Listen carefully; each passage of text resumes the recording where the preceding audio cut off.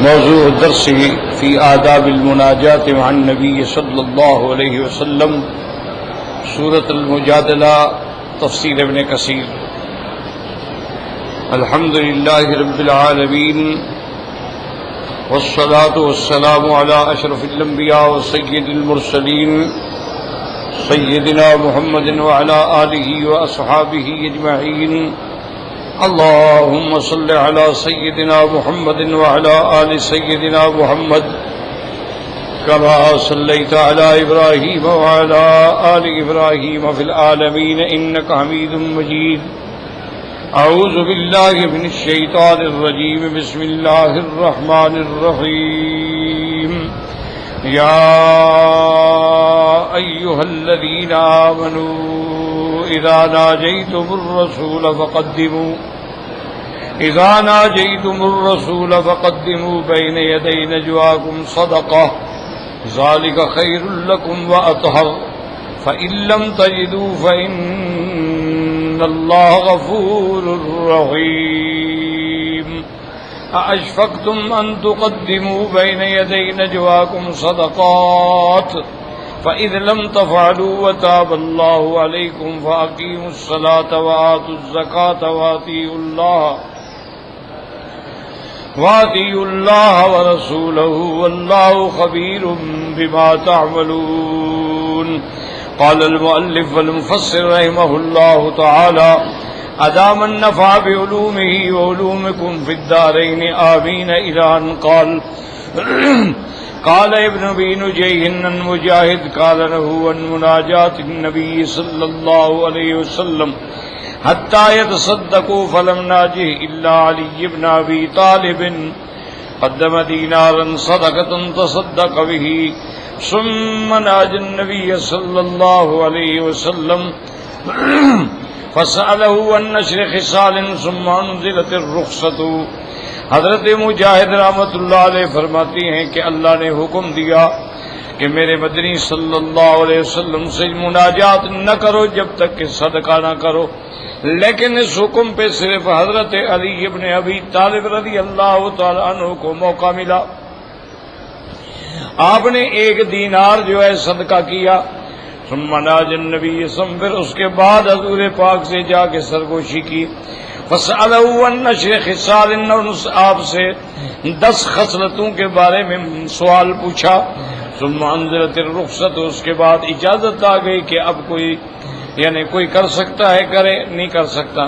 وقال ليث بن ابي سليم ان مجاهد قال علي رضي الله تعالى عنه آية في كتاب الله عز وجل لم يعمل بها أحد قبلي ولا يعمل بها أحد بعدي كان عندي دينار فصرفته ب10 دراهم فكنت إذا ناجيت رسول الله صلى الله عليه وسلم تصدقت بالدرهم فنسخت فلم يعمل بها أحد قبلي ولا يعمل بها أحد بعدي.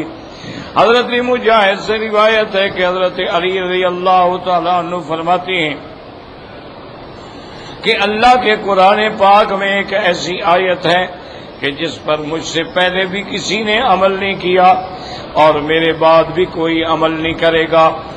میرے پاس 1 دینار تھا، میں نے اس کو کھلا کیا تو وہ 10 درہم بن گئے. 1 دینار میں 10 درہم ہوتے ہیں. فَكُنْتُ إِذَا نَاجَيْتُ رَسُولُ اللَّهِ صلی اللہ علیہ وسلم، جب میں حضور سے سرگوشی کرنا چاہتا تو پہلے 1 درہم جو ہے صدقہ کر دیتا. فَنُسِخَتْ، اب یہ حکم ہی ختم ہو گیا تو میرے بعد کون عمل کرے گا. وَلَمْ يَعْمَلْ بِهَا أَحَدٌ قَبْلِي وَلَا يَعْمَلُ بِهَا أَحَدٌ بَعْدِي. ثُمَّ تَلَا هَذِهِ الْآيَةَ يَا أَيُّهَا الَّذِينَ آمَنُوا إِذَا نَاجَيْتُمُ الرَّسُولَ فقدموا بين يدي نجواكم صدقة. وقال ابن جرير حدثنا ابن حميد قال حدثنا مهران سفيان عن عثمان بن المغيرة عن سالم بن أبي الجعد عن علي بن علقمة الأنماري عن علي رضي الله تعالى عنه قال قال النبي صلى الله عليه وسلم ما ترى دينار قال لا يطيقون قال نصف دينار قال لا يطيقون قال ما ترى قال شعيرا فقال له النبي صلى الله عليه وسلم انك لزهيد. اس روایت میں آتا ہے کہ حضور پاک نے حضرت علی رضی اللہ تعالی عنہ سے فرمایا کہ کیا اگر میں سرگوشی سے پہلے یعنی صدقہ کے لیے مقدار جو ہے 1 دینار ہو، حضرت نے کہا سننا 1 دینار تو بہت زیادہ ہے، کون کر سکتا ہے؟ آپ نے فرمایا کہ اچھا 1 درہم، تو حضرت علی رضی اللہ تعالیٰ انہوں نے فرمایا کہ 1 درہم بھی بہت زیادہ ہے، ہر آدمی درہم کہاں خیرات کر سکتا ہے؟ تو حضور نے فرمایا پھر کتنا ہونے گا؟ صبح شعیرہ یعنی تھوڑے سے جاؤ. آپ نے فرمایا بھی تم تو بڑا بخیل ہو، تم تو بالکل تھوڑی سی چیز بتا رہے ہو. قال ونذر اشفقتم ان تقدموا بين يدي نجواكم صدقه قال علي في خفف الله ان هذه الامه. پھر اللہ تبارک و تعالی نے میرے اس کہنے کے بعد اللہ نے امت پہ رخصت تیری حضور کی امت پہ آسانی فرما دی. وقال الترمذي رواه الترمذي عن سفيان بن وقيع عن يحيى بن آدم عن عبيد الله الأشجعي عن سفيان الثوري عن عثمان بن المغيرة الثقفي عن سالم بن أبي الجعد عن علي بن علقمة الأنباري عن علي بن أبي طالب رضي الله عنه قال لما نزلت يا أيها الذين آمنوا إذا ناجيتم الرسول فقدموا بين يدي نجواكم صدقة إلى آخرها قال لي النبي صلى الله عليه وسلم دينار قال لا يطيقونه وذكره بتمامه مثله ثم قال هذا حديث حسن غريب إنما نعرفه من وجه هذا الوجه ثم قال ومعنى قوله شعيرة يعني وزن شعيرة من ذهب ایک شعیرہ کے برابر سونا. ورواه ابو يعلى عن ابي بكر بن شيبة عن يحيى بن آدم به قال الأوفي عن ابن عباس في قوله تبارك وتعالى يا أيها الذين آمنوا إذا ناجيتم الرسول وقدموا بين يدي نجواكم صدقة فإن الله غفور رحيم. كان المسلمون يقدمون بين يدي النجوى صدقة فلما نزلت الزکاة نسخ هذا. اب مفسر رحمۃ اللہ علیہ اس روایت میں فرماتی ہیں کہ حضرت ابن عباس نے اس آیت کی تفسیر میں فرمایا کہ مسلمان جب حضور سے بات کرنا چاہتے تو صدقہ کرتے تھے، لیکن پھر جب حکم آ گیا زکوٰۃ کا تو پھر یہ احکام جو تھے ختم ہو گئے. وقال علي بن ابي طلحه بن عباس قولوا فقدموا بين يدي نجواكم صدقه وذلك ان المسلمين اكثر المصائب على رسول الله صلی اللہ علیہ وسلم حتی شکوا علیہ کہ لوگوں نے بہت سوال پوچھنے شروع کیے، ہر آدمی آ رہا ہے، ہر آدمی آ رہا ہے. تو سرکار دو عالم پہ یہ بات بڑی شاک گزری تو اللہ نے یہ حکم دیا کہ پہلے خیرات کرو پھر بات کرو. فلما قال ذلك حين جب انہیں کثیر من المسلمین کو بہت سارے لوگ جو تھے پھر وہ سوال کرنے سے رک گئے. فانزل اللہ بعد هذا اشفقتم ان تقدموا بين يدي نجواكم صدقات فإذا لم تفعلوا وتاب الله عليكم واقيموا الصلاة فصلى الله عليهم ولم يزيد. اللہ تبارک و تعالی نے پھر رخصت عطا فرما دی. وقال اکرم الحسن البصری في قوله تعالى وقدموا بين يدي نجواكم صدقہ صدر آیا الذي بعدها أأشفقتم أن تقدموا بين يدي نجواكم صدقات إلى آخرها. وقال سيد نبي عروبة عن قتل مقام أنصار الناس رسول الله وتعفوا بالمصارف ففتمهم الله بهذه الآية. حضور کو لوگ سوال کر کر کے پریشان کرتے تھے تو اللہ نے یہ حکم نازل فرما دیا. فقال رجل اذا كان الوحي الى نبي فلا يستطيع ان يقضيها حتى يقدم بين يديه الصدقه واستد ذلك عليهم فانزل الله الرخصه بذلك فان لم تجدوا فان الله غفور رحيم. اب لوگوں کے لیے ہر آدمی کے لیے صدقہ کرنا بڑا مشکل تھا، لوگ پریشان ہو گئے، اللہ نے معافی عطا فرما دی. وقال ما من قطع اذا ناجيتم الرسول وقدموا بين يدي نجواكم صدقه انها منسوخه ما كانت الا ساعه من نهار. حضرت قتادہ فرماتے ہیں یہ حکم تو بس ایک لحظے کے لیے تھا، اس کے بعد فوراً رعایت آ گئی. وہاں قطع روا عبد الرزاق قال اخبرنا ما بن ایوب بن جہاد قال علی ما عمل بها احد غیری حتی نسخت. فرماتے ہیں حضرت علی نے فرمایا کہ اس پر میرے سوا کسی نے عمل ہی نہیں کیا، موقع ہی نہیں ملا، آیت منسوخ ہو گئی. واجب قال ما كان الا ساعه، یعنی وہ تو ایک گھڑی کے لیے حکم باقی رکھا گیا، اللہ تبارک و تعالی نے پھر رعایت فرما دی. تو اب ان آیات میں چند باتیں ہیں سمجھنے والی. ایک بات تو میں نے کل عرض کر دیا تھا کہ بھی جب حکم دیا تو پھر منسوخ کیوں کیا، اس میں اللہ کی حکمتیں ہیں، اللہ جانتے ہیں. جس حکم کو منسوخ فرماتے ہیں اس میں بھی انسانوں کی بہتری ہے، اور جس حکم کو باقی رکھتے ہیں اس میں بھی انسانوں کی بہتری ہے. ایک بات تو یہ تھی. دوسری بات یہ ہے کہ اس واقعات سے اور روایات سے بعض جو شیعہ حضرات ہیں وہ استدلال پکڑتے ہیں کہ یہ حضرت علی کی فضیلت پہ دال ہے کہ ایک قرآن میں ایسی آیت ہے کہ جس پر حضرت علی کے سوا کسی نے عمل ہی نہیں کیا، تو لہذا یہ بات دلالت کرتی ہے حضرت علی رضی اللہ تعالی عنہ کی فضیلت پر کہ آپ تمام صحابہ سے افضل ہیں، کہ کسی صحابی نے عمل نہیں کیا، صرف حضرت علی رضی اللہ تعالی عنہ نے عمل کیا.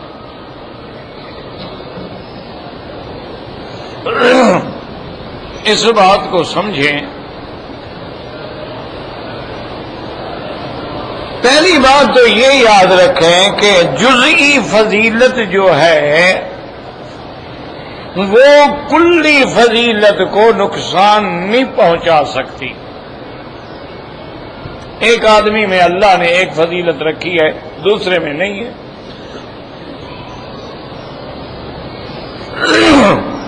اسی طرح آپ دیکھیں انبیاء میں لا حول ولا قوة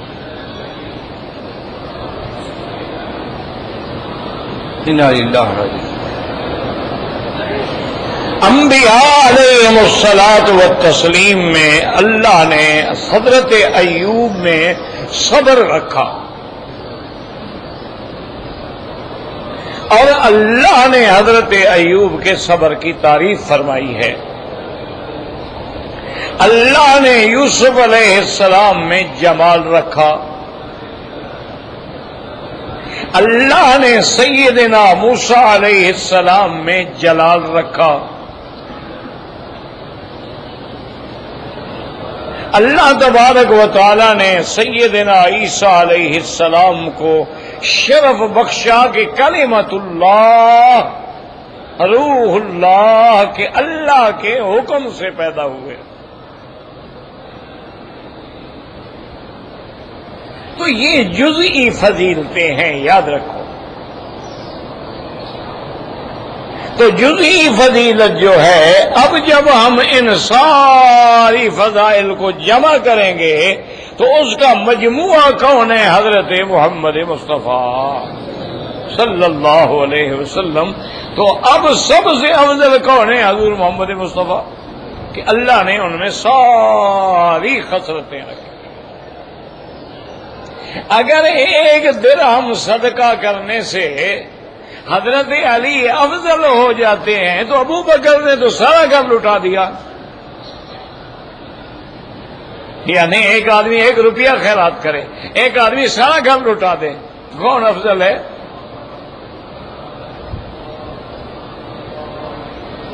اسی طرح سے یاد رکھیں کہ اگر یہ مسئلے خلافت کے لیے دلیل بن سکتے تو حضرت علی خود صحابہ کے سامنے یہ بات پیش کرتے. تو حضرت علی بھی جانتے تھے کہ بھی اتفاق ہے، حکم آیا، میری جیب میں پیسے تھے، میں نے خیرات کر دی، اللہ نے حکم ہی ختم کر دیا. اگر اسی طرح ہم دیکھیں، اب حضرت عثمان ہیں رضی اللہ عنہ، ان کے گھر میں سرکار دو عالم کی 2 بیٹیاں ہیں، اس لیے ان کا لقب ہے ذی النورین، یعنی حضور کی ایک بیٹی سے شادی ہوئی اور فوت ہو گئی، حضور نے دوسری بیٹی سے شادی کر دی۔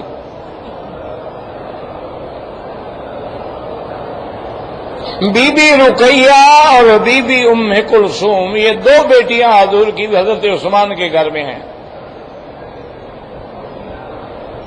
اور حضرت عثمان رضی اللہ تعالی عنہ کے بارے میں آپ دیکھیں کہ ایک دن سیدنا عمر امیر المؤمنین عمر بن الخطاب رضی اللہ عنہ حضور کی خدمت میں آئے، انہوں نے کہا کہ یا رسول اللہ، میرے ساتھ حضرت عثمان نے بڑی زیادتی کی۔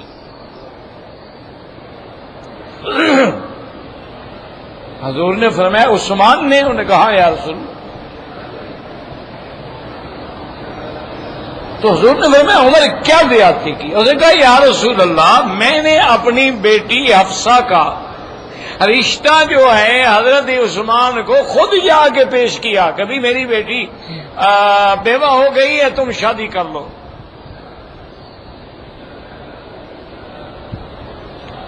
حالانکہ میں باپ ہوں، میں بیٹی کا باپ ہوں، تو بیٹی والے جو ہیں وہ خود جا کے تو نہیں کہتے، لیکن میں نے حضرت عثمان کی عزت و شان کے مطابق خود جا کے رشتہ پیش کیا۔ فسکت عثمان لا حول ولا قوة۔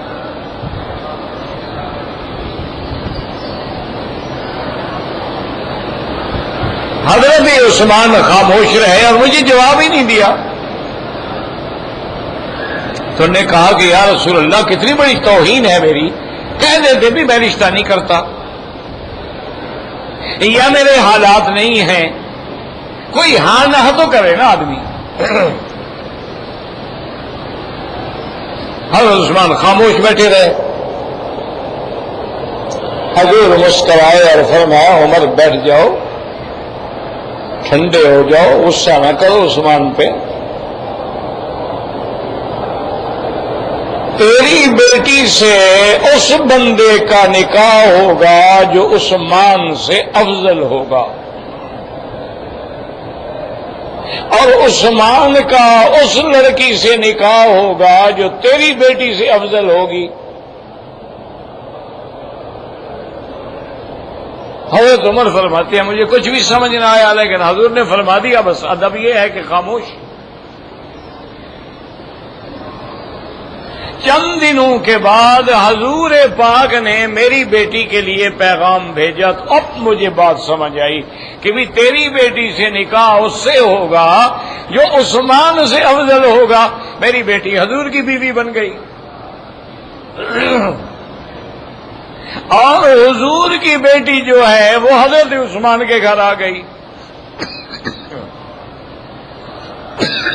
لا حول ولا قوة الا باللہ۔ تو صاف بات ہے کہ حضور کی بیٹی میری بیٹی سے افضل ہے۔ تو اب یہ فضیلت حضرت عثمان کو حاصل ہے کہ جس میں گھر میں 2 بیٹیاں ہیں، اور کسی کے گھر میں 2 بیٹیاں نہیں ہیں، حضرت علی کے گھر میں 1 بیٹی ہے۔ تو اس سے خلافت کا کیا تعلق ہے؟ یہ تو فضائل جزیہ ہیں، تو ایسے مسائل سے خلافت ثابت نہیں ہوتی۔ اور دوسری بات یہ ہے کہ ابھی آپ نے حضرت ابن عباس کا ایک قول بھی پڑھا ہے کہ جب یہ حکم نازل ہوا تو مسلمان اس پہ عمل کرتے رہے، یعنی صرف حضرت علی نے نہیں اور صحابہ نے بھی عمل کیا۔ پھر اللہ تبارک و تعالی نے زکوٰۃ کا حکم دے دیا تو یہ مسئلہ جو تھا ختم ہو گیا۔ اب اللہ نے فرما دیا کہ بھی یہ صدقات جو ہیں، اصل ضروری کیا ہے؟ نماز قائم کرو اور زکوٰۃ ادا کرو۔ تو اس لیے ہمیشہ یاد رکھیں کہ ایسی باتوں سے خلافت ثابت نہیں ہوتی ہے۔ خلافت ایک ایسا امر ہے کہ اللہ نے اس کو قرآن میں منسوخ ہی نہیں کیا ہے۔ ایک بات یاد رکھیں، شیعہ حضرات کے نزدیک خلافت اور امامت جو ہے منسوس ہے، معنی منسوس من اللہ ہے، تو ان کی ذمہ داری ہے کہ وہ قرآن کی آیت پیش کریں، ان کی ذمہ داری ہے کہ وہ حضور پاک صلی اللہ علیہ وسلم کے فرمان میں سے کوئی حدیث متواتر پیش کریں۔ اصل مسئلہ یاد رکھو کہ اللہ پاک نے سرکار دو عالم رحمت دو عالم کے بعد نبوت کا دروازہ بند کر دیا، اب اس کے بعد خلافت ہے، اور خلافت جو ہے وہ شورا ہے۔ اللہ نے پابندی نہیں لگائی کہ فلاں کو خلیفہ بناؤ، فلاں کو بناؤ، فلاں کو بناؤ، فلاں کو بناؤ، نہیں، نہ حضور صلی اللہ علیہ وسلم نے متعین فرمایا، بلکہ اس کو مسلمانوں کی رائے پہ چھوڑ دیا۔ ہاں اشارات موجود ہیں،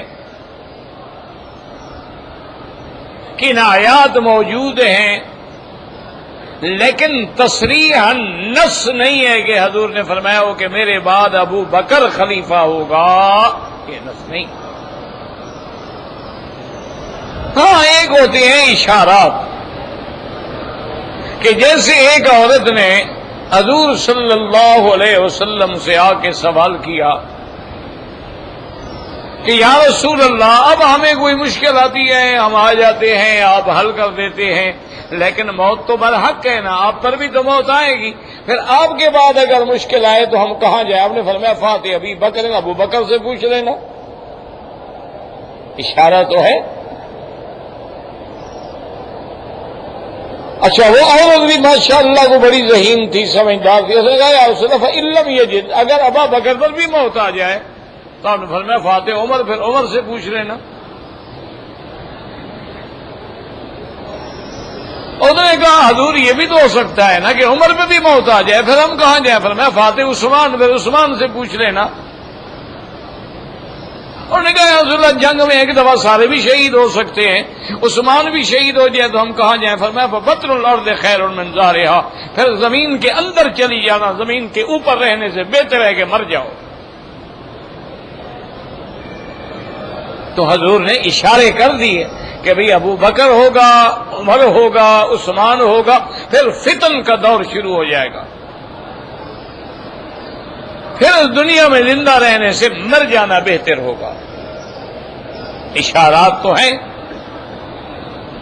اسی طرح بعض مقام پہ ایسے اشارات قدرت کی طرف سے بھی ہیں کہ حضور صلی اللہ علیہ وسلم ایک باغ میں بیٹھے ہیں، ایک انصاری کا کھجوروں کا باغ ہے، آپ کنویں کے منڈیر پہ جا کے تشریف، ایسا کنواں تھا درمیان میں، تو حضور کنویں کی منڈیر پہ بیٹھ گئے اور اپنی ٹانگیں مبارک جو تھی وہ اندر لٹکا لی۔ ٹھنڈک معلوم ہوتی ہے نا، اندر پانی ہوتا ہے۔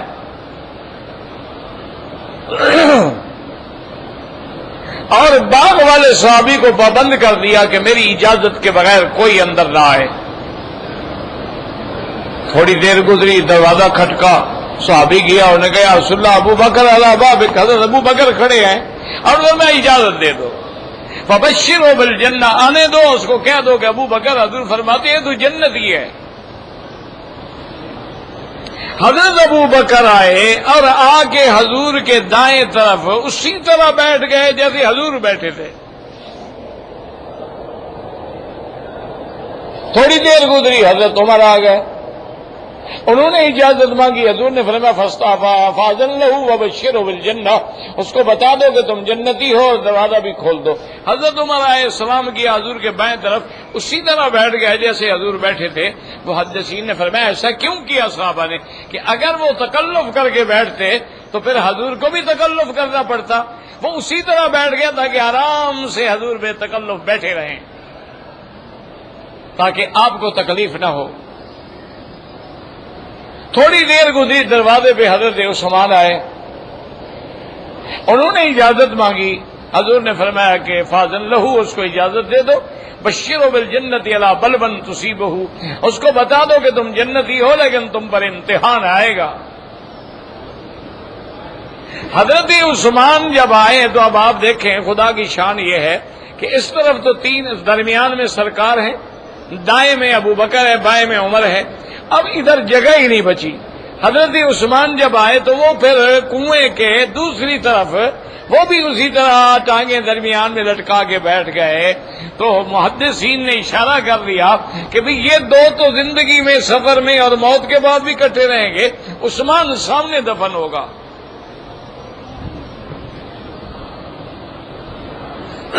اس لیے حضرت عثمان رضی اللہ تعالیٰ عنہ جو ہیں وہ جنت البقیع میں دفن ہوئے.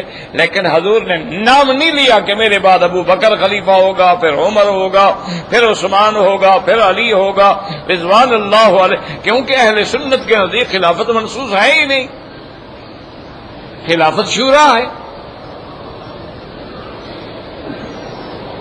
اسی لیے استدلالات جو ہیں وہ اشارات تو ہیں، کنایات تو ہیں، جیسے علامات قیامت کے علامات تو ہیں، لیکن قیامت کب ہوگی یہ اللہ کے سوا کوئی نہیں جانتا. ورنہ بہت سارے ایسے مقامات ہیں جن میں اشارات تو ہمیں ملتے ہیں، اور سب سے بڑا اشارہ جو ہے وہ یہ ہے کہ جب حضور صلی اللہ علیہ وسلم کی بیماری کے ایام تھے تو آپ پہ بالکل غشی طاری ہو جاتی تھی، یعنی حضور بے ہوش ہو جاتے، بخار کی شدت تھی. تو ٹھنڈے مشکیزہ پانی کا آپ کے اوپر ڈالا جاتا تو حضور پاک ہوش میں آ جاتے، اور ہوش میں آنے کے بعد آپ پوچھتے کہ بھئی نماز کا کیا ہوا؟ تو بیویوں نے عرض کیا یا رسول اللہ صحابہ مسجد میں انتظار میں بیٹھے ہیں، نماز تو نہیں ہوئی. تھوڑی دیر کے بعد پھر آپ نے پوچھا لیکن ہمت نہیں ہوئی جانے کی. تو حضور صلی اللہ علیہ وسلم نے فرمایا مروا ابا بکر فلیصلی بالناس، ابو بکر کو کہو کہ مصلی پہ کھڑے ہو کے لوگوں کو نماز پڑھائیں. بی بی عائشہ کہتی ہیں کہ میں نے یہ چاہا کہ حضور یہ حکم بدل دیں.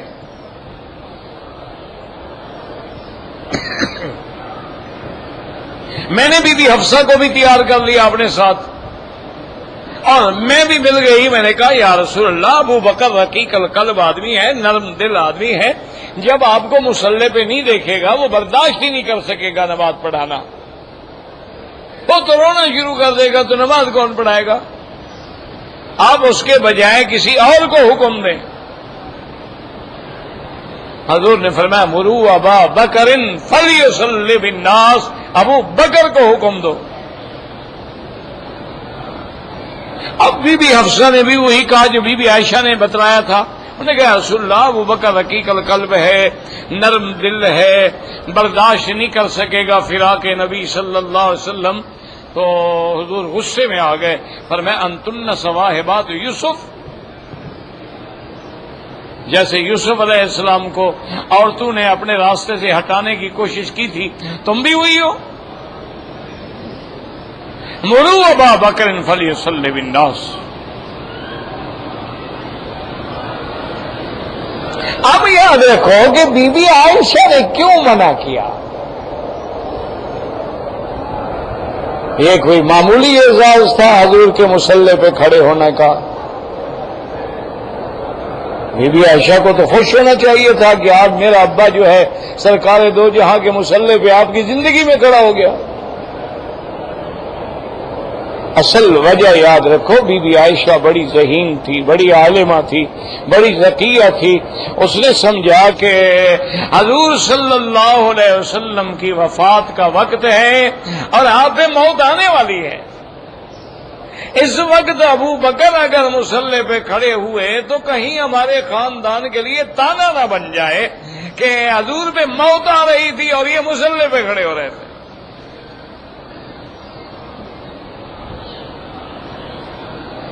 بی بی عائشہ بڑی ذہین تھی، بڑی ذکی تھی. اس لیے تو نہیں کہ حضور نے فرمایا کہ نصف دین سیکھنا ہو تو عائشہ سے سیکھ لو. یہ لوگ اسلام میں بڑا مقام رکھتے تھے، اسی لیے تو دیکھ لینا کہ آج بھی حضرت عمر اور حضرت عائشہ سے جلتے ہیں. شیعہ جتنا ان دو سے جلتے ہیں اور تو کسی سے نہیں جلتے. افسوس تو یہ ہے کہ ہمارے مسلمان بھی اب وہ آہستہ آہستہ ان کے شکار ہوتے جا رہے ہیں. تو بہرحال بی بی عائشہ کا منشا یہ تھا. لیکن حضور جو کچھ بھی کہہ رہے تھے، قرآن ہے نا کہ ما ینطق عن الہوی ان هو الا وحی یوحی، کہ میرا ماک مدنی تو بولتا ہی نہیں جب تک اللہ. تو معلوم ہو یہ اللہ کا فیصلہ تھا کہ حضور کے مصلی پہ ابو بکر ہی کھڑا ہو اور کوئی کھڑا نہیں. اور یہاں ایک ضروری مسئلہ بھی سمجھ لو کہ خلیفہ ہوتا ہی وہ ہے جو اصل کی موجودگی میں آ جائے. کیا مانا؟ دیکھو نا، باپ کا بیٹا خلیفہ ہوتا ہے، بیٹا پیدا ہوگا تو خلیفہ بنے گا نا. تو باپ کی زندگی میں ہی بیٹا پیدا ہو چکا ہوتا ہے نا. اچھا، اللہ فرماتے ہیں جعل اللیل والنہار خلفۃ، میں نے رات کو دن کا خلیفہ بنایا، دن کو رات کا خلیفہ بنایا. یعنی ایک دوسرے کے پیچھے آنے والے ہیں. رات گئی دن آ گیا، دن گیا رات آ گئی، یہ خلیفہ ہے نا. خلفۃ لمن اراد ان یذکر او اراد شکورا. اچھا، اب آپ دیکھیں کہ رمضان المبارک کا چاند نظر آ گیا تو ہم تراویح شروع کر دیتے ہیں کہ نہیں کر دیتے؟ ہاں جی، حالانکہ ہم نے تو روزہ ہی نہیں رکھا. تراویح تو رمضان میں ہوتی ہے، رمضان کا تو ہم نے روزہ ہی نہیں رکھا ابھی.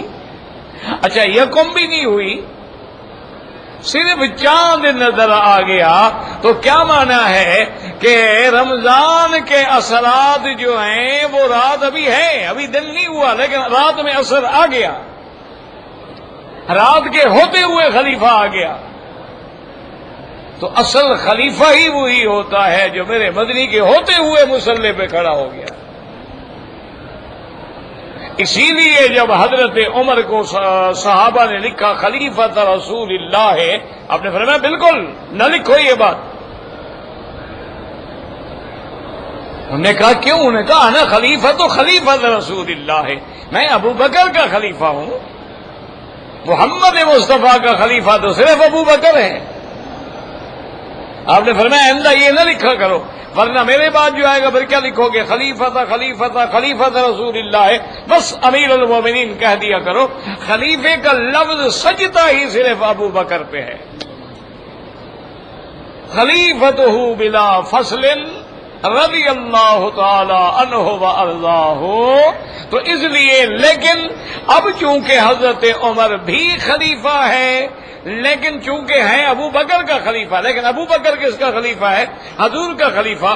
اس لیے یہ سارے جو ہیں خلفاء رسول اللہ ہیں صلی اللہ علیہ وعلی آلہ واصحابہ وسلم تسلیما کثیرا. واللہ اعلم.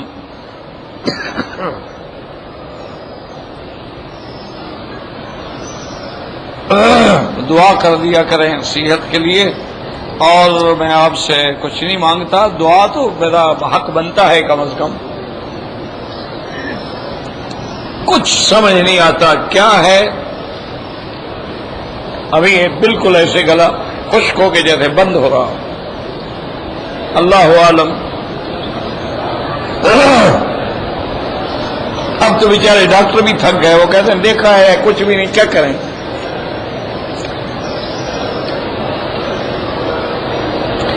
یہ بچوں والی باتیں لکھتے ہو، اب اس کا کیا علاج ہے؟ آپ نے پتہ نہیں، آپ اصل میں ہے کہ مولوی مکی مفت کا مولوی ہے نا. جب مفت کا ہے تو یہ بھی کہتے ہیں رگڑا لگاؤ. کہتے ہیں جی آپ نے کہا مودودی صاحب کی تفسیر میں غلطیاں ہیں، وہ تو مدینہ شریف کی لائبریری میں بھی رکھی ہوئی ہے، لائبریری میں تو شیعہ کی کتابیں بھی رکھی ہوئی ہیں. یہ کوئی بات ہے؟ کوئی دلیل ہے؟ مدینہ منورہ میں تو ابی ابن کعب جیسا منافق بھی دفن ہے. مدینے کے ارد گرد میں تو ممن حولکم من الاعراب منافقون فی المدینہ مردوا علی النفاق لا تعلمهم نحن نعلم. یہ کوئی دلیل ہے کہ مدینہ شریف میں رکھی ہو تو صحیح ہو گئی؟ یہ کیا بات ہے؟ کیا بے وقوفی والے سوال ہیں. مدینہ شریف میں تو ماشاءاللہ تم بھی کھڑے ہو، مدینہ منورہ میں تو ماشاءاللہ میرے سارے بھائی کلین شیو ہو کے صلاۃ السلام پڑھ رہے ہیں، پھر یہ بھی صحیح ہو گئے؟ کوئی عقل کرو۔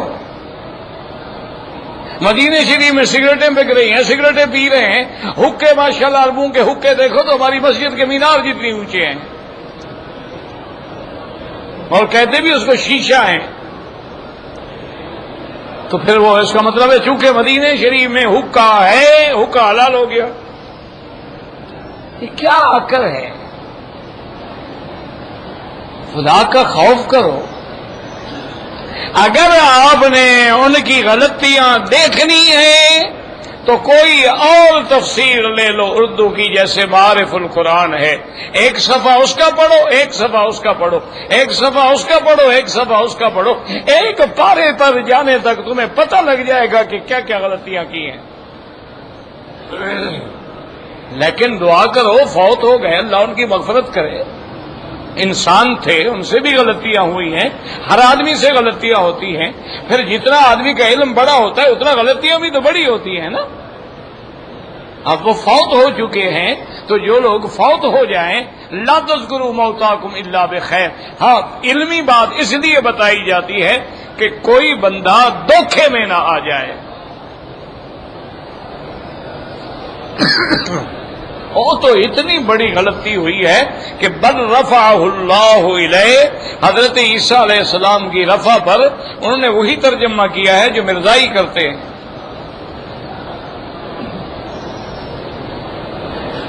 دجال کے بارے میں ان کا خیال تھا کہ یہ دجال کوئی حقیقت نہیں، افسانہ ہے۔ تدبر قرآن جیسی تفسیر لکھنے والے اصلاحی صاحب رجم کا انکار کر گئے۔ اللہ معاف کر دے، دعا کرو اللہ مغفرت فرمائے، اللہ ان کی غلطیوں کو معاف کر دے۔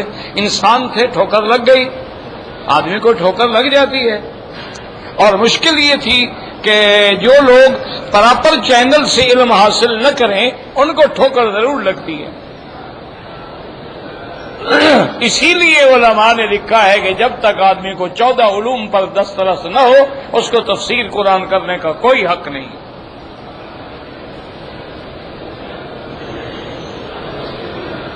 بھائی آپ عمرے پہ آئے ہیں، آپ مسافر ہیں، جماعت سے پڑھیں، پوری پڑھیں، اگر اکیلا پڑھیں قصر کریں، نفل سنت معاف ہے، پڑھو گے ثواب ہے، نہیں پڑھو گے تو گناہ کوئی نہیں۔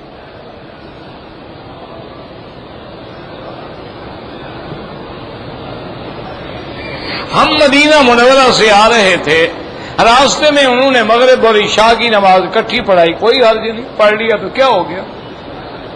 امام شافعی اور امام احمد ابن حنبل رحمۃ اللہ علیہ کے نزدیک ظہر اور عصر مغرب اور عشاء ملا کے پڑھی جائے تو جائز ہے۔ امام ابو حنیفہ رحمۃ اللہ علیہ فرماتے ہیں یہ قرآن کا قاعدہ ہے کہ ان الصلاۃ کانت المؤمنین کتابا موقوتا، موقوتا توقیت سے ہے، توقیت تعیین سے ہے، وہ اشتراک کو قبول نہیں کرتی۔ وہ فرماتے ہیں کہ دو نمازیں اکٹھے پڑھنے کا طریقہ یہ ہے کہ ظہر کو لیٹ کر دو آخر میں پڑھو اور عصر کو اول وقت میں پڑھ لو۔ تم نے پڑھ لیا ہے، کوئی حرج نہیں، کوئی کفر اسلام کا جھگڑا نہیں۔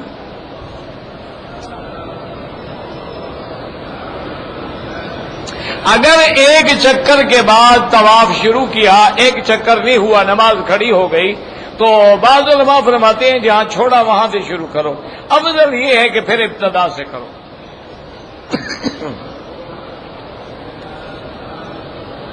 کہتے جی کہ پان کھانا گناہ ہے، نہیں جناب، 2 نفلوں کا ثواب ملتا ہے۔ یہ بھی کوئی بات ہے بھی گناہ نہیں ہے تو کیوں نہیں، کیوں گناہ نہیں؟ اگر اس میں تمباکو ہے تو پھر تو مکروہ ہے، تمباکو نہ بھی ہو تو پیسے ضائع کرنے ہیں، تو پیسہ ضائع کرنا شریعت میں اجازت ہے، وَلَا تُسْرِفُوا۔ اسی طرح حکم لا تبذروا، اسی طرح حکم لا تبسط كل البسط فتقعد ملوما محسورا، ہر لحاظ سے منع ہے۔ بابا مجھے کسی کے بارے میں رائے دینے کا کوئی حق نہیں ہے۔ اذان میں حضور کا نام مبارک ہے صلی اللہ علیہ وسلم، نہیں کہنا، بالکل نہیں کہنا چاہیے، چونکہ حضور نے نہیں سکھایا، حضور نے اذان خود سکھائی ہے، اشہد ان محمد رسول اللہ، مؤذن نہیں کہے گا، سننے والا کہہ دے تو کوئی حرج نہیں،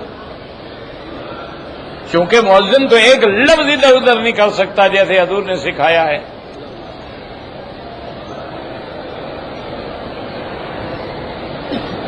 بھئی نماز میں دعا کرنا الگ بات ہے، عمرہ حج کرنا الگ بات ہے۔ جب تم اپنا دم پڑ جائے تو ایک بکری ایک آدمی کی طرف سے ہوگی، سارے جہان کی طرف سے تو نہیں ہو جائے گی نا۔ اگر حج بدل کرو گے تو ایک کی طرف سے ہوگا، یہ تو نہیں کہ ایک بندہ ساری امت کی حج بدل کر جائے، وہ الگ بات ہے، دعا مانگنا الگ بات ہے۔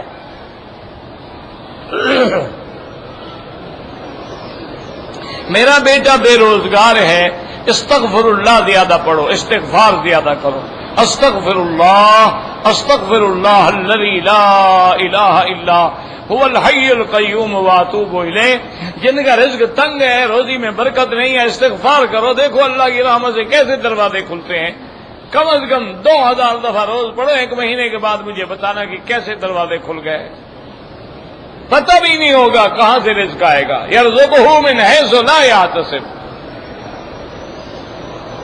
میری خالہ بیمار ہے، اللہ ہر بیمار کو شفا دے، اس عاجز کو بھی شفا دے۔ اگر مسجد الحرام میں مجبوری ہے تو سجدے والی جگہ سے آگے دور ہو کے گزر جائیں۔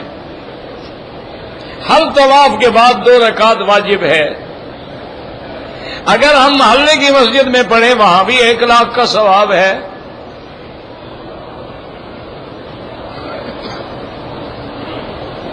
احرام کی حالت میں اگر شیمپو سے ہاتھ دھوئیں تو صدقہ کریں، 2-4 ریال خیرات کر دیں۔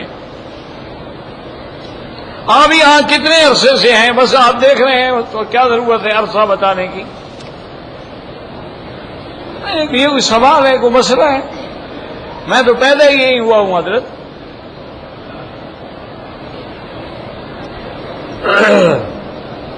اگر کوئی آدمی زمزم سے غسل کرے جائز ہے، درد کی جگہ پہ ڈالے جائز ہے۔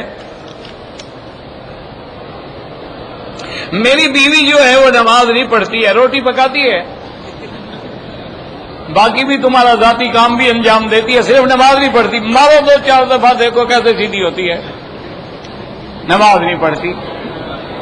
عجیب بات ہے، باقی سارے کام کرتی ہے، نماز نہیں پڑھتی ہے جناب۔ اس کا معنی ہے کہ تو نہیں پڑھتا ہے، تیری نیت ٹھیک ہو، اس کا مجال ہے کہ نہ پڑھے، وہ نہیں پڑھتی، ہم مار کے بھی پڑھا سکتے ہیں۔ اور اگر بالکل تارے کے صلاۃ ہے تو نکاح ہی ختم ہو گیا، گھر بھیج دو اس کو۔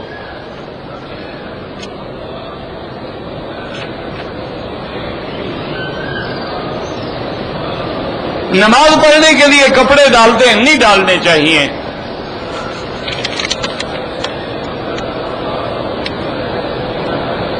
اذان بھی ہو رہی ہے، تبلیغی جماعت کا کام بھی ہو رہا ہے، مساجد بن چکی ہیں، اللہ کے بندے بھی ہیں۔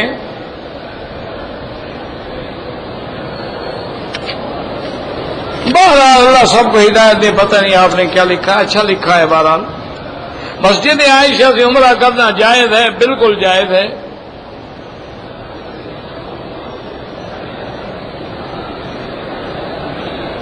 عمرے کے لیے اگر ہم نیت کریں زبان سے بھی کر سکتے ہیں، لبیک بعمرۃ۔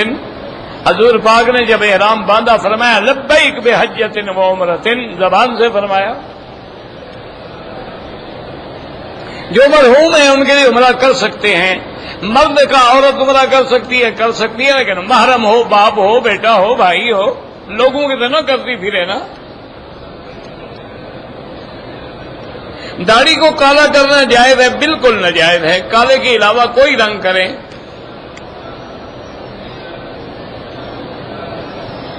پتہ نہیں کیا لکھا ہے نیچے، 2 رکعت نفل نماز، پتہ نہیں کیا لکھا اوپر، سمجھ نہیں آیا۔ بہرحال داڑھی کے بارے میں حکم یہ ہے کہ رنگ تو آپ کر سکتے ہیں، کوئی بھی کریں، لیکن سیاہ نہ ہو۔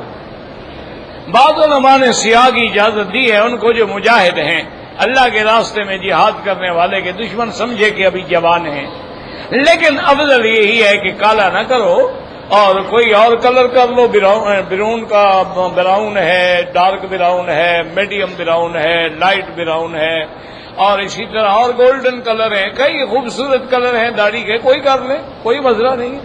ضروری کالا کرنا ہے؟ کالا کر کے کیا فائدہ ہوگا؟ یعنی جوانی دکھانا چاہتے ہو کس کو؟ لوگوں کو؟ تو لوگوں کو تمہاری جوانی سے کیا تعلق ہے؟ بیوی کو بتانا چاہتے ہو اس کو تیری جوانی کا پتہ ہے نہ؟ کس کو دکھانا چاہتے ہو کالا کلر؟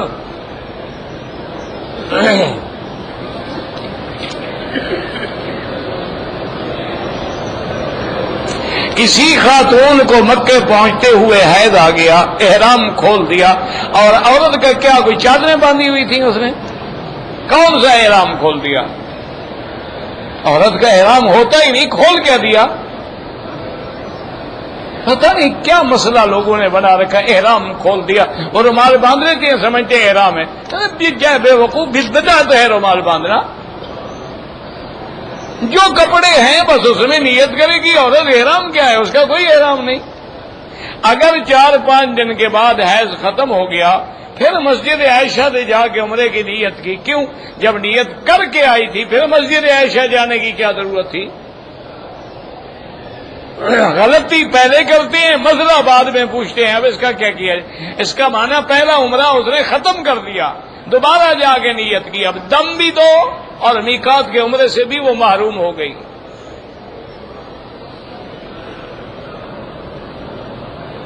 میرے شوہر نے مجھے اپنی دادی کے عمرے کے لیے کہا، میں نے بھی ہاں کہہ دی، تو ٹھیک ہے بالکل ان کا عمرہ کرو۔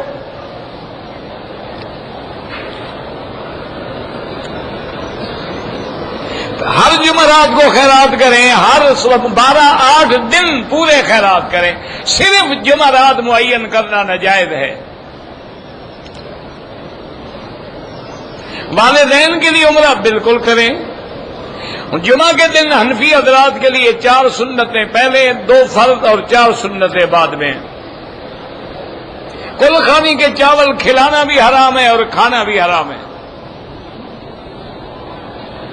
نہ تم نے ضروری کو 3 دن کے بعد کل خانی کرنی ہے؟ پہلے یہ بتاؤ، بندہ مر گیا، اب یہ خیرات کس کے پیسے سے ہے؟ اگر وہ مرنے والے کے پیسے سے ہے تو کیا سارے وارث مل کے اجازت دے چکے ہیں؟ اگر کوئی وارث چھوٹا ہے، بالغ ہی نہیں ہے، اس کی اجازت کون دے گا؟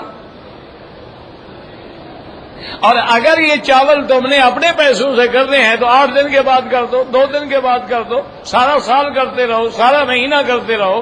یہ بدعت کیوں کرتے ہو کہ تیسرے دن کل ہے، پھر جمعراتے ہیں، پھر 40واں ہے؟ یہ بدعت ہے۔ سارا سال خیرات کرو۔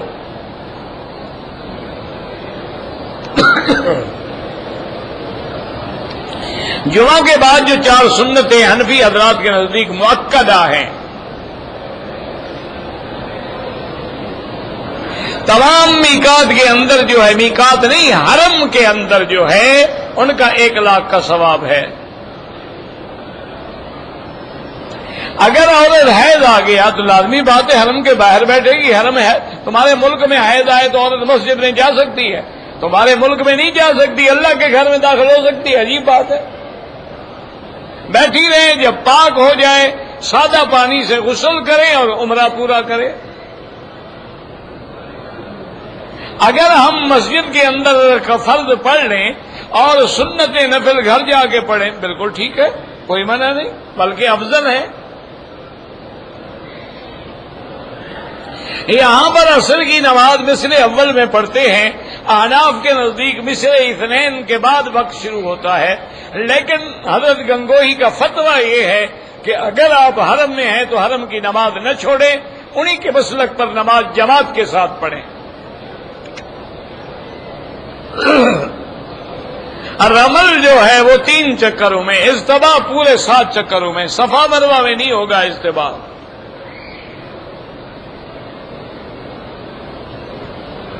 کہتے جی کہ ایک عورت کے 5 بچے ہیں، اخلاق پہلے اچھے تھے، اب بد اخلاق ہو گئی ہے، تو بوڑھے ہونے سے آدمی بد اخلاق ہو جاتا ہے، برداشت کرو۔ جب آدمی کا بڑھاپا آتا ہے تو قدرتی بات ہے آدمی چڑچڑا ہو جاتا ہے، برداشت کرو، صبر کرو، اللہ تمہیں اجر دے گا۔ نہیں صبر ہوتا تو ایک اور شادی کر لو، پھر سارا اخلاق اس کا ٹھیک ہو جائے گا۔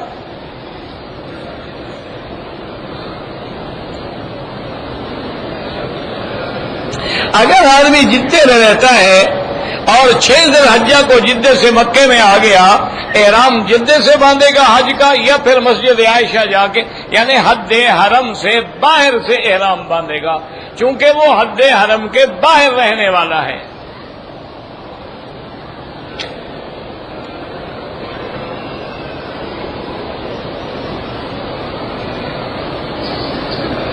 کہتے ہیں کہ ایک عورت ہے، حمل ہونے کے بعد کچھ مسائل پیدا ہو جاتے ہیں، بیچاری 6 دفعہ ابارشن یعنی اسقاط کرا چکی ہے۔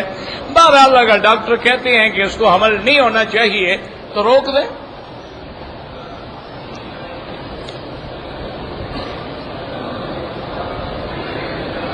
ہم مکہ شریف میں 10 دن رہتے ہیں، جب ہم روضہ میں داخل ہوں گے جتنی دفعہ جاؤ تحیۃ المسجد پڑھو۔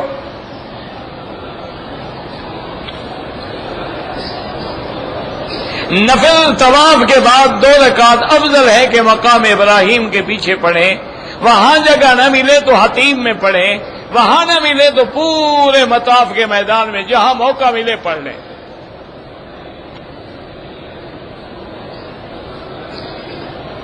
کہتے ہیں ہمارے ملک میں مرنے کے 4 دن کے بعد بھی پھر 40 دن کے بعد بھی 100 دفعہ بتایا بدعات ہے، اور حضور نے فرمایا کہ کل بدعت ضلالہ، ہر بدعت گمراہی ہے اور گمراہی کا ٹھکانہ جہنم ہے۔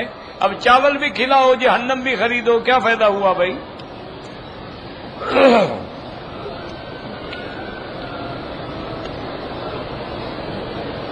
ہم غزہ میں رہتے ہیں تو کوئی ضروری نہیں ہے عین کعبہ تب ہے جب کعبہ سامنے ہو، وہاں سے جہت کافی ہے۔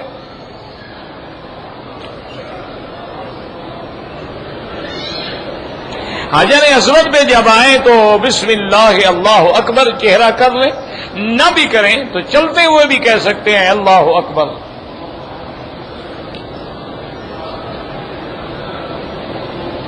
اللہ کے راستے میں جو نکلتے ہیں دین سیکھیں گے تو طواف بھی کریں گے، جب دین ہی نہیں سیکھیں گے طواف کیا کریں گے؟ دین سیکھنا فرض ہے، طواف تو نفلی عبادت ہے۔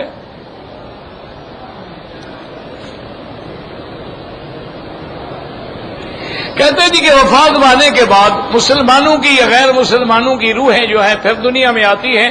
مجھے تو آج تک کوئی نہیں ملی، آپ کو ملے تو ذرا پکڑ کے رکھ لینا، پھر بات چیت کریں گے اس سے۔ مجھے آج تک نہیں ملی، مجھے تم ہی ملے ہو، روح کوئی نہیں ملی۔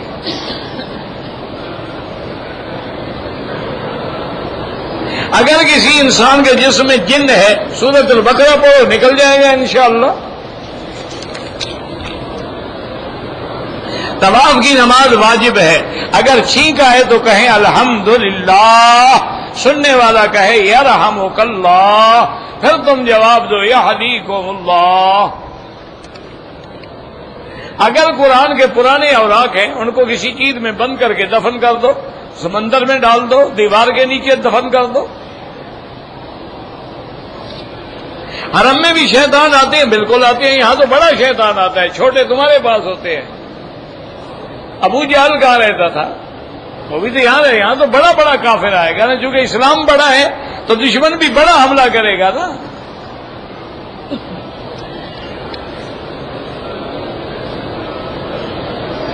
کہتے جی کہ ہمارے یہاں رواج ہے کہ جب اذان ہوتی ہے اشہد ان محمد رسول اللہ تو لوگ انگوٹھے چومتے ہیں۔ بہرحال بھائی یہ مسئلہ ہمیں نہ قرآن میں ملا ہے نہ حدیث میں ملا ہے اور نہ کسی بزرگوں سے سنا ہے، یہ ایک بدعت ہے، رواج ہے، پڑ گیا ہے، اس کی حقیقت کوئی نہیں ہے۔ حکم یہ ہے کہ جب نام آئے درود پڑھو، اللہم صلی علی محمد وعلی آل محمد وبارک وسلم علیہ، یہ خالص بدعت ہے۔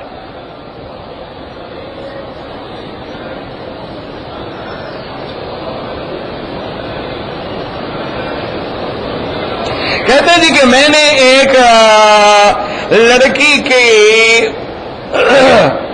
کے ساتھ مل کے اس کی ماں کا دودھ پیا، اب اس کی بہن سے شادی کرنا چاہتے ہو، نہیں کہ اس کی ماں جب تمہاری ماں بن گئی تو سارے بہن بھائی ہو گئے، تم کیسے شادی کرنا چاہتے ہو؟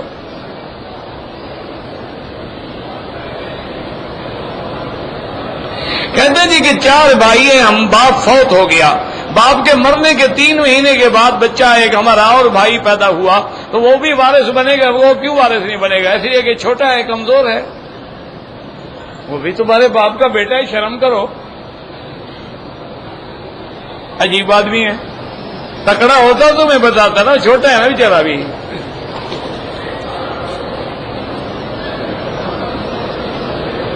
ابن کثیر کی مکمل ابن کثیر لے لو، پڑھتے رہو یار.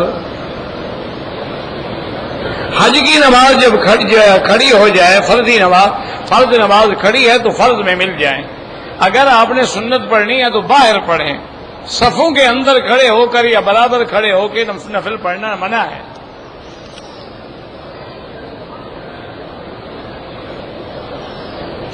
اگر شوگر کو حالت احرام میں ہم نے ٹیسٹ کرنے کے لیے یعنی انگلی سے خون نکالا، کوئی بات نہیں، چاہے سارا خون نکال لو، کچھ نہیں ہوتا.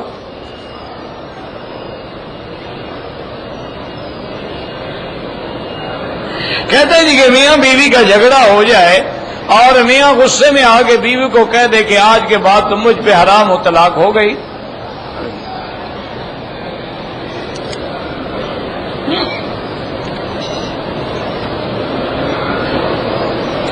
آپ جب ڈرائیور ہیں دوا قطر سے آتے ہیں تو آپ احرام نہ باندھا کریں، بغیر احرام کے آ سکتے ہیں آپ. لیکن اگر احرام باندھنا ہو آپ نے، میقات پہ نیت کر لو عمرے کی، احرام نہ باندھو. جب چوکی کراس کر لو احرام باندھ لو.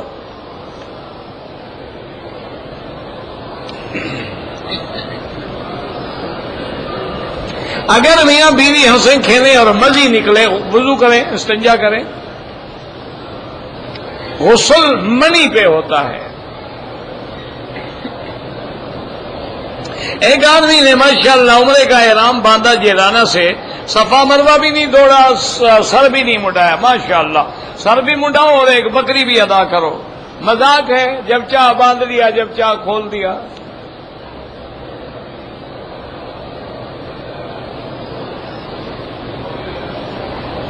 کہتے تھے کہ آنکھ خراب ہو جائے تو ڈاکٹر سبز کپڑا باندھ دیتے ہیں، تو ان سب کا دماغ خراب ہے اس لیے سبز پگڑی باندھی ہوئی ہے. وہ تو اس لیے ہوتا ہے کہ لائٹ اثر نہ کرے. اگر یہ بھی علاج کے لیے باندھا ہوا ہے انہوں نے تو ٹھیک ہے، کوئی مسئلہ نہیں. ہمیں تو کوئی تکلیف نہیں یار، سبز باندھو، لال باندھو، پیلا باندھو، نیلا باندھو، ہمیں کیا ہے. حضور پاک نے نہیں باندھا. مسئلہ صرف یہ ہے کہ سرکار دو عالم نے کبھی سبز پگڑی نہیں باندھی. حضور پاک نے سفید باندھی ہے یا سیاہ، باقی کوئی باندھو، ہمیں کیا تکلیف ہے بھائی.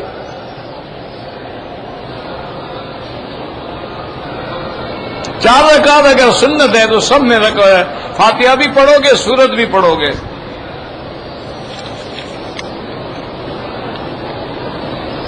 سنتیں بالکل سنت موقدہ ہر حال میں پڑھنا چاہیے. جو سنت میں کوتاہی کرتا ہے اللہ اس کو سزا دیتے ہیں کہ فرض سے محروم ہو جاتا ہے. جو نفل چھوڑے گا سنت چھوٹ جائے گی، سنت چھوڑے گا تو فرض چھوٹ جائے گا.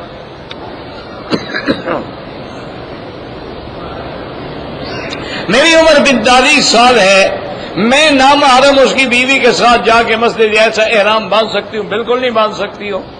غیر محرم کے ساتھ کیوں جاؤ؟